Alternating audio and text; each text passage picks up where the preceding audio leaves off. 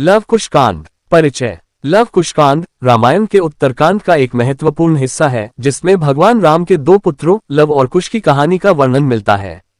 ये कथा न केवल उनकी वीरता और बुद्धिमत्ता को दर्शाती है बल्कि राम सीता के पुनर्मिलन और उनके परिवार के पुनर्गठन की कथा भी है।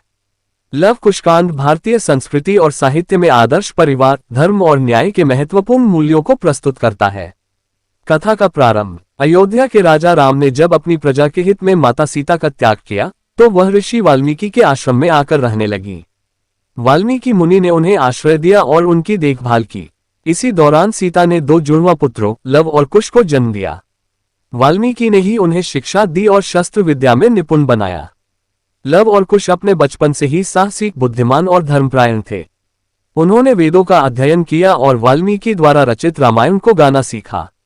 इस बीच भगवान राम अयोध्या में धर्म और न्याय के साथ राज कर रहे थे, लेकिन सीता के वियोग का दुख उनके हृदय में था।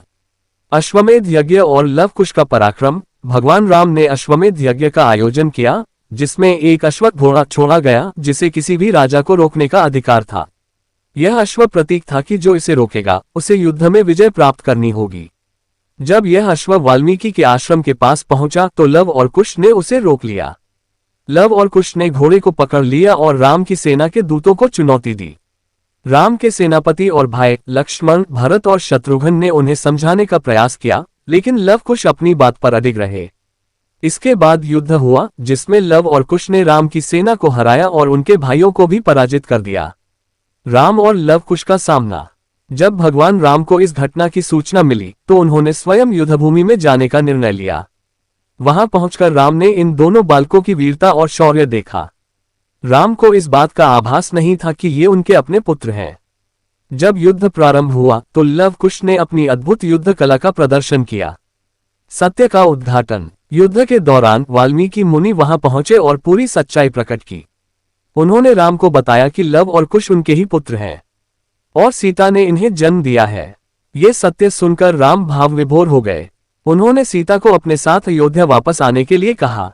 सीता की अग्नि परीक्षा और पृथ्वी में प्रवेश। सीता ने स्वयं को शुद्ध और पवित्र सिद्ध करने के लिए पृथ्वी माता से प्रार्थना की। उन्होंने कहा, यदि मैंने जीवन भर अपने पति और धर्म के प्रति निष्ठा रखी है तो मुझे अपनी गोद में ले लो। उनकी प्रार्थना सुनकर पृथ्वी माता प्रकट हुई और सीता को अपने में समा लिया। इस दृश्य को देखकर सभी दुखी हो गए। लव और कुश का अयोध्या में स्वागत। सीता के पृथ्वी में समा जाने के बाद भगवान राम ने लव और कुश को अयोध्या ले जाने का निर्णय लिया। उन्होंने अपने पुत्रों को गले लगाया और उन्हें अपने उत्तराधिकारी के रूप में स्वीकार किया।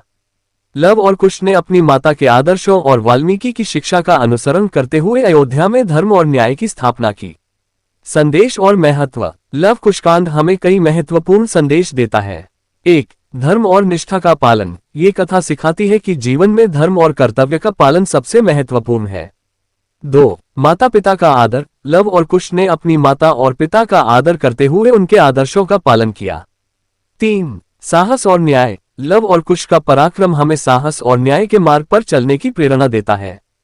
4. त्याग और समर्पण। सीता का त्याग और समर्पण एक आदर्श नारी के गुणों को दर्शाता है। निष्कर्ष। लव कुश कांड रामायण का एक महत्वपूर्ण अध्याय है जो हमें पारिवारिक मूल्यों, धर्म और न्याय का पालन करने की प्रेरणा देता है। ये कथा भारतीय साहित्य और संस्कृति में एक अमूल्य धरोहर के रूप में सदैव प्रासंगिक बनी रहेगी।